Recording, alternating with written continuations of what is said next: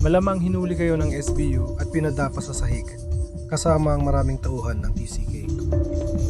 Ang mga tauhan ng TCK ay nagtatrabaho, astig, ayan, tumakbo ulit ang lalaki, kailangan na naman.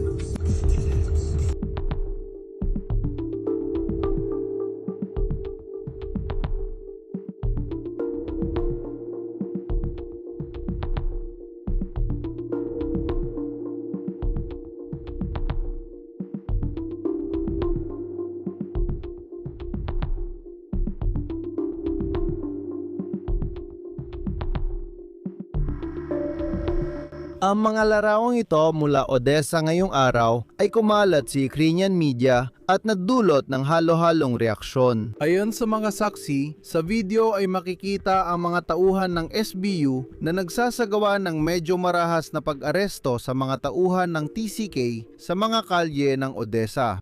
Ayon sa regional na pahayagan ng Odessa na Dumskaya, ang operasyon ay sinagawa ng espesyal na unit na KORD at mga tauhan ng internal security ng SBU. Ayon sa di-opisyal na ulat ng pahayagan, inaresto ang mga tauhan ng TCK dahil umano sa pagtanggap ng suhol na $50,000.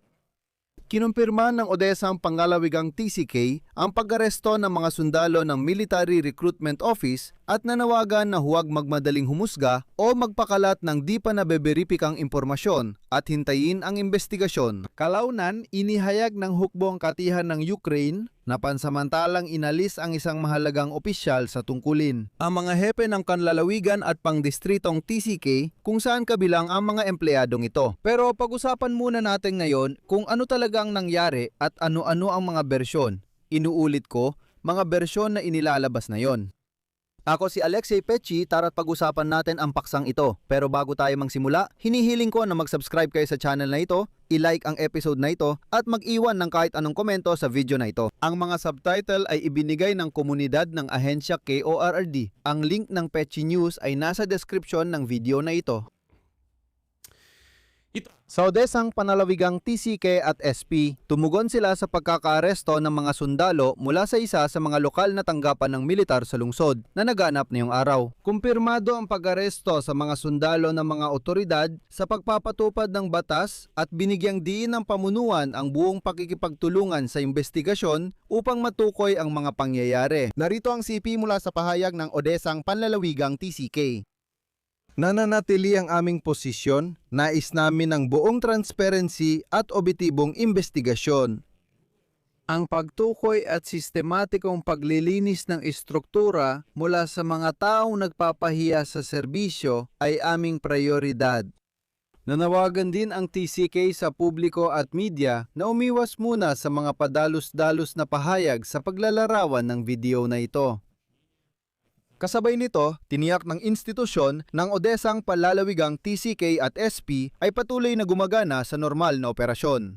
Sa ganitong paraan, tumugon ang panlalawigang Odessang TCK sa mga video na kumalat ngayon sa internet. At sa mga ito, makikita kung paano kumikilos ang mga tauhan ng SBU kasama ang unit ng KORD. Арест людей в форме, похоже. Ayon sa video na ito,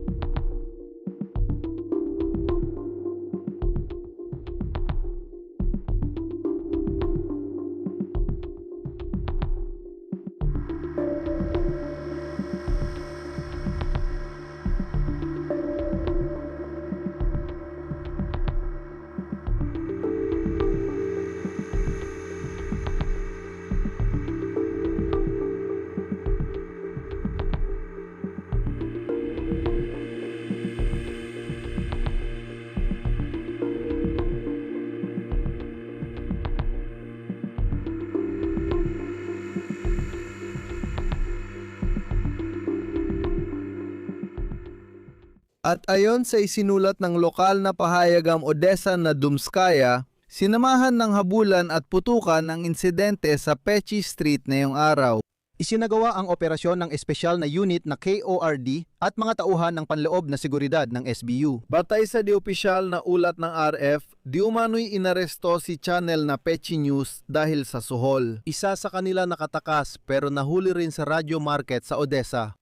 Ayon sa mga ulat ng media, nang mahuli ang TCK, nakuha sa kanila ang mga baseball bat, brass knuckle, pera at mga hindi rehistradong baril. Bago nito, nagkaroon ng alitan ng mga military recruiter na sakay ng dalawang van sa Mikhailovskaya Square. Ayon sa mga source ng Dumskaya, ang mga nahuli ay mga empleyado ng Peresovsky District TCK. Pilit nilang isinakay sa van. Nasa paglalarawan ng video na ito. Isang veterano ng labanan at sa pagbabanta sa kanya ng baril, di umano'y tinangkang kikilan siya ng $30,000. Ayon sa ulat ng Dumskaya, ang lalaki na tinangkang kikilan ng pera ay maagang lumapit sa serbisyo ng seguridad ng Ukraine. Naaresto na siya dati. SAD Sanggunian KI. Kahit may naipakitang dokumento at ID ng veterano sa labanan, pinilit pa rin siya at sinabing tatanggapin siya. Nasa paglalarawan ng video na ito. Ayon sa Dumskaya, di umano'y pinilit siya.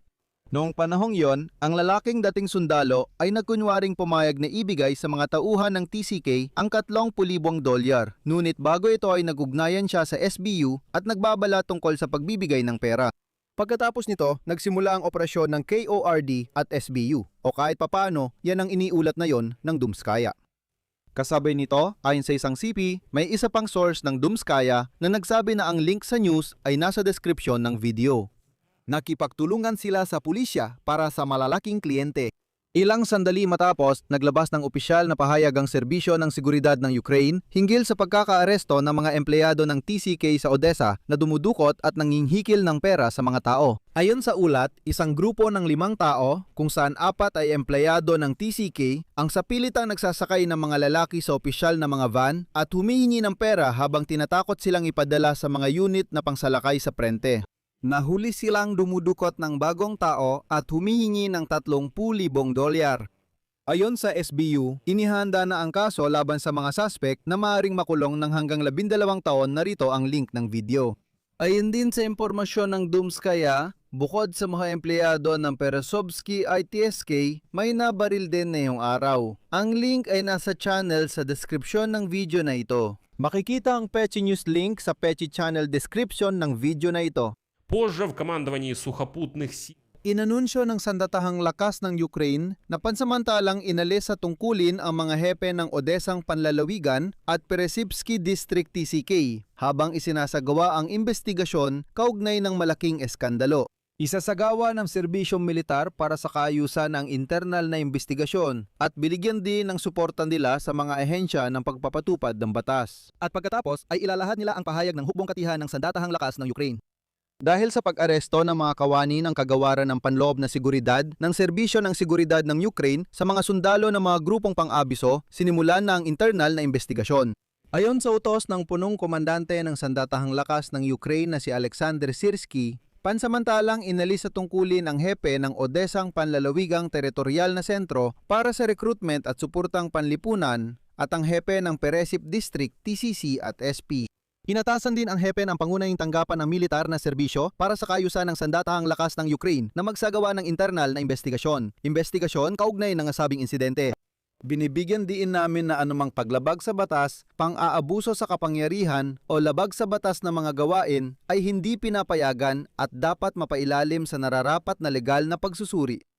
Dito ko tatapusin. Mga kaibigan, ilagay ang inyong opinyon at konklusyon sa comments sa episode na ito. Gusto ko rin magsalita sa mga hindi naliligo at mabangis na Ruso, mga aggressor laban sa Ukraine na magkokomento ng kung ano-ano rito. Para sa mga hindi naliligo na Ruso, wala kayong lugar dito. Buburahin lahat ng masasama ninyong sinasabi at ibaban kayo. Kaya magiging maganda itong paraan ng pagsala para linisin ang YouTube channel mula sa mga ganitong klaseng mga Ruso na pumupunta dito para magsulat ng kung ano-ano sa aking YouTube channel. Huwag nyo nang sayangin ang oras sa pagsubok pa at kung itutuloy nyo, maghanda kayong maban ng tuluyan. Para sa mga matinong manonood, idagdag ko lang na mag-subscribe kayo sa channel, mag-iwan ng inyong mga komento at mag-like. Kung nais ninyo suportahan ang YouTube channel na ito, maaari kayong mag-donate o mag-subscribe sa sponsorship gamit ang mga link at detalye sa video description. Magpapasalamat ako sa kahit anong suporta ninyo. Iyon lang, ingatan ninyo ang inyong sarili. Paalam sa lahat.